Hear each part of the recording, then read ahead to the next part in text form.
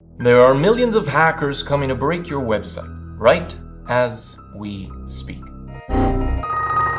Okay, it's not that bad, but it's quite easy to get your site hacked or user info stolen. Still, you don't need to be a security expert to protect your website. This is Ray from the Cyber News team, and I will show you how to protect your WordPress website with just a single plugin. I'll even throw in a few safety tips here and there.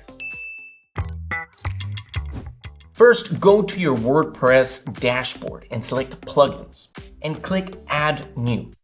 Type in WordFence, then select this plugin right here. Install and finally activate. Once that's done, you will see this page. We need to set up the plugin.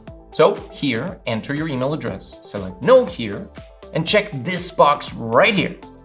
You will get most of the alerts about any bad activity to your email, so make sure you use your primary account. Click No Thanks here, and now the initial setup is done. Next, find WordFence in the left panel and select it.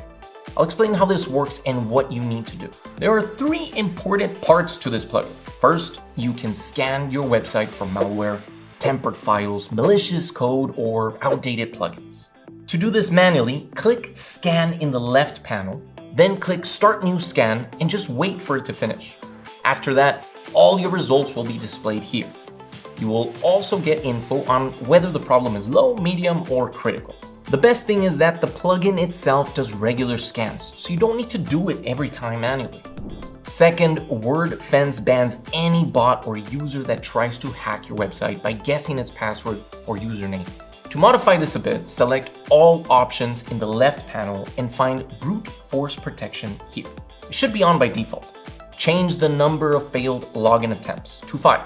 And change the duration of the ban to 4 hours. This will make your security much tighter. Just, don't forget your own password.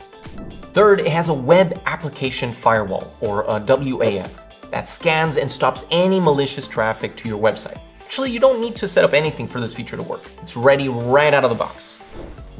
The plugin is not just for scanning. The team behind it also collects hacked information, leaked data, or exploits from all over the internet.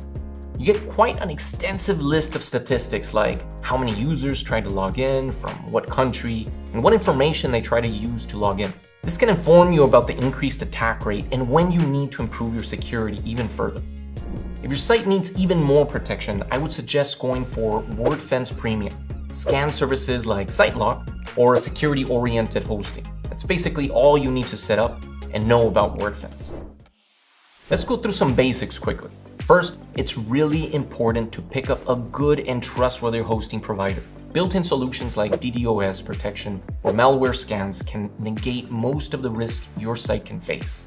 Just remember, it doesn't matter how much your website is protected if the provider itself gets hacked. If you don't know where to start, I would recommend going to Hostinger or SiteGround. You can also find Discoint links in the description below for that extra goodness. Second, make sure you keep all your plugins and WordPress itself updated. Yeah, that might sound like a no-brainer for some of you, but you would be surprised how easy it is to forget about it or neglect updating until it's too late. One last thing, make sure your website uses an SSL certificate. If your hosting provider doesn't include one with your plans, don't worry. You can get a free SSL certificate from Cloudflare. If you're having trouble, I'll leave a tutorial about it right here. Now your website will be more secure. That of course doesn't mean it's bulletproof. WordFence is a great plugin, but it's not all powerful.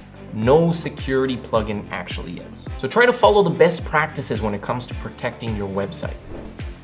So do you have any favorite security methods or plugins? Leave them in the comments down below, and surprise! This has been Ray from the Cyber News team the whole time. I'll see you in another video.